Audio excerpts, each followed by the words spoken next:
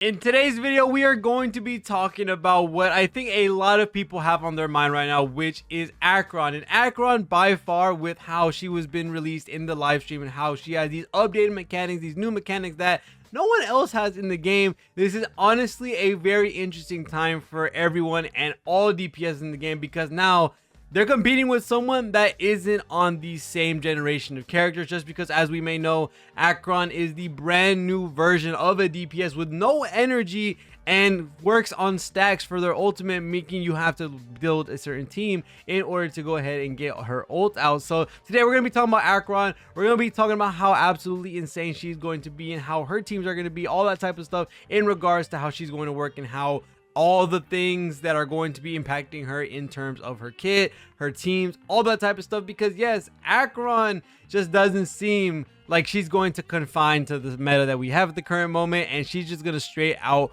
obliterate everything, especially what I'm about to show y'all in this event website as well, which is going to be a very big thing when it comes into how busted she's actually going to be. So for one thing we got to talk about is Acheron herself. Yes, as I said before, her ult doesn't need energy, so there's no energy regen rope, there's no Tingyun, and also there's no Ho-Ho. So all these characters don't work for Acheron, not in the slightest. So that is going to be an automatic no. These are X's for Acheron's team, just because they provide no buffs to the point, well, they're major buffs. They provide no buffs to that character, and it's not going to help them in any shape, way, or form, because there's no energy on her ultimate. She works on a stack system going all the way up until 9, and once you hit 9, you end up going into the state where you can use your ult, and then you start doing the vast majority of damage you're going to be doing when you end up hitting her ult out. Now, if we look at the website that we have right here, we see that we have a little bit of extra details in regards to how her ult works, and dear lord, is she busted. With her ultimate, Acheron ignores enemy weakness types, drains all enemy toughness, and reduces their type res. Please tell me how this is not broken. Seeing her being able to do this, she's automatically like a 5-star Shui Yi, and that she can actually delete toughness no matter what toughness you are. I can't imagine what Acheron is going to be doing something like with REHOO on Mei. That's going to be absolutely nasty. Now, we do have to say that with her stacks to get her ultimate, she gets 1 by using her skill, so that's a cool thing. But the main thing is that when you look at Acheron's ultimate and her needing debuffs to get these stacks, this means that a lot of your teammates are going to have to go ahead and do that for you. So characters like Pella, characters like Silverwolf, all the dot characters, a lot of the Nihility characters are going to be a big portion of her team, just because you are going to need these debuffs. But you can substitute some certain ways and get her ult faster by rocking a couple combination of, I guess you could say, light cones, with one being Resolution Shines, which gives you a debuff for defense down. And the same thing for Trended Universal Market, which characters like Japard and characters like Fire MC might prove worthy for Acheron's team, just because you will be able to run Trended Universal Market, and that's going to be really good. Specifically, someone else like Fushun as well could possibly run that if you aren't using some other light cone. And then lastly, another character that is going to be a big player as well when it comes to Aventurine and how he's going to work with Acheron.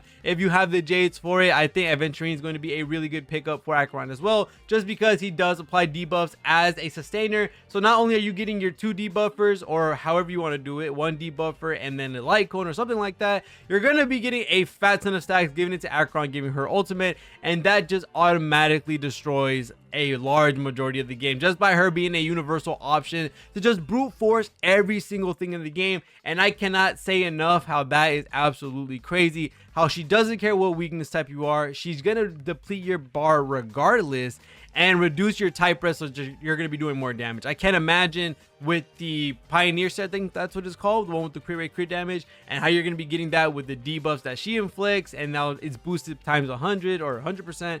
Oh my god, yeah, she is going to be an absolute nuke of a character, and it really streamlines us into the new sort of generation of Pentacon units, where these characters don't conform to their roles in any slight way or form.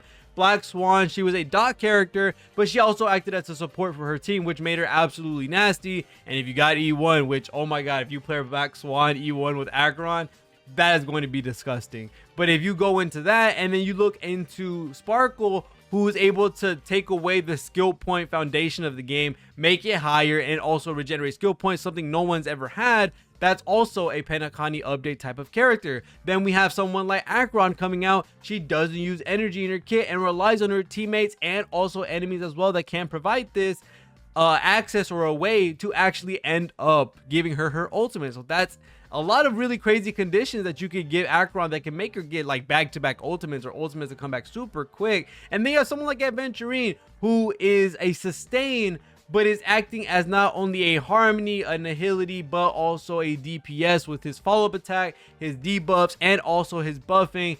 There's just so much going into these new 5-star characters. And then Gallagher's cool too. Let's not forget Gallagher. But there's so much going into these new 5-stars that are coming into the game that don't match or don't compare or not foundationally at the same level or foundationally the same wise kit as all these other DPSs that we have in the game currently, like someone like REHOO, like someone like Dan Heng, Jing Liu. Although these are some of the top characters, you can't not deny the fact that it's just that these characters that are coming into Penacony are moving into new kits, new type of ways to play. And it was mentioned like this inside the stream as well, where they're trying to find something cool, something unique to give all these characters that are coming out. It's not just your DPS. You may have it in a certain way where like Jing Yuan has lightning lore stacks, Blade has HP sacrifice, Dan Heng needs a bunch of skill points, Jing Liu has advanced forward and all that.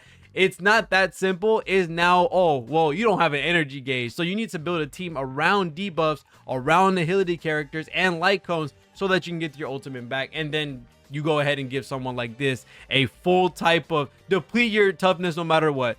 This character by far is going to be one of the strongest characters in the game for sure. We have to see how the damage numbers are going to be, but from what I've seen, her skill is adjacent. Her ultimate is, I think, hitting once with adjacent and then hitting the other times all adjacent. And then all the finishing moves or the final move is a full hitting wave hit, if I'm not wrong. I may be wrong, but that's the way it looked like on the stream. So that's what we're going to be basing it off of. So she's going to have a lot of AoE damage, which is going to be really, really good. And then just looking at how she's going to be with debuffs, we're certainly going to be getting either a new set of characters that are just going to debuff nonstop each other. We already have the swarm bugs. We already have the dogs that explode and give vulnerability or explode and give defense reduce. So this is going to help out Acheron by a very, very much. But I don't think we would need it to the point where that's going to be what's going to make her kit function well. I think if you build your team with like maybe 2 nihilities, maybe a debuffer, maybe a dot unit, and maybe train out the universal market with any of these characters or Aventurine, there's just so many different ways that I can see Acheron getting built out to just ult as many times as possible and just do absolute damage. And I don't want to bring this up because I know this is something that a lot of people don't want to bring up, and it's just gonna have to at this point. Now that we know Acheron is for sure 100% a DPS for the lightning path, and for the fact that she is in the same boat of needing certain characters to make her be built, I do want to say that if you didn't already pick up Jing Yuan, this is your new Jing Yuan at this point, because I want to say that as a lightning DPS, she has outright power crept in the same front as, or the same role as Jing Yuan as being a lightning DPS. There's nothing to it, but if you like Jing Yuan for his design, for his personality, for his voice actor, then you go for Jing Yuan. But other than that, I think Acheron is just the overall best option now at this point for lightning DPS. So there's really nothing else to look at when it comes to this, because we have Kafka, but she's the dot niche, so we don't really worry about her. Bailu is a healer, and then Jing Yuan is the only DPS in this element. Now that we have Acheron seems to be the replacement now for Jing Yuan. So other than that, that seems like that's going to be it for today's video. I am very excited for Acheron, and with just her kit alone, from what we've seen in regards to just her having the adjacent hitting, so she is going to have that nice AoE. The fact that she's able to basically brute force her way through any content, from what it seems like in this right here in the combat roles description that we have in the event website, where she's able to ignore weakness types, drain toughness no matter what, and also reduce their type res. She is by far going to be one of the hardest hitting characters for sure, just by this alone. And we don't even know all her traces, the major traces, yet, because they haven't been announced. And we have to also consider that there's light cones that really do play well into her, like Good Night Sleep Well. You can use other signatures for her that are probably going to be really good because of the debuffs that they're going to be inflicting, or also just the buffs they're going to be giving. So yeah, get your debuffers built up, get your nihility characters built up, because Acheron is going to love them for a large amount. And I'm pretty sure y'all have like someone like Pella, someone like Fire MC or Japar built up with Trend of the Universal Market. Get these things leveled up because yes, Acheron's going to need them, and if you're going to want to have fun with Acheron, you're going to want to make sure to get all those characters leveled up because she's going to absolutely want that. And I can't wait to see what she's going to be like with other characters that are also as busted, like Kafka and Black Swan, maybe as a, you know, your debuffers, and then have the sustain there, or with how powerful she might be and how explosive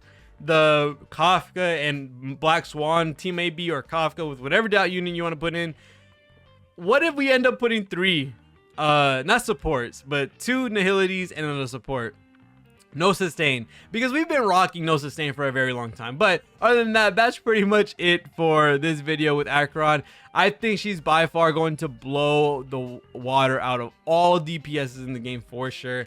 She has very steep competition with someone like Jingliu for sure, with her, I guess you could say, #1 status as far as she's been in the game. She just gives you everything that you possibly need and doesn't require that much investment just to be absolutely broken. And when you do put the investment towards her and when you do build the team towards Jingliu, well, there's just nothing that can survive it on or off weakness. And I think we're about to get the same exact, I guess you could say, situation with Acheron. But I can't wait to see when she comes out, how she's going to be. We are going to be making a video on Adventurine tomorrow, and then we're going to be talking about all these other characters, how he's, I guess you could say, one of the better sustains for sure, almost to the likes of Fushu and REHOO. If you don't see how his kit is like that, well, make sure to stay tuned for that video. Other than that, thank you guys so much for watching all the way to the end of the video. Make sure to leave a like, so all that type of stuff. See y'all guys in the next one, and peace.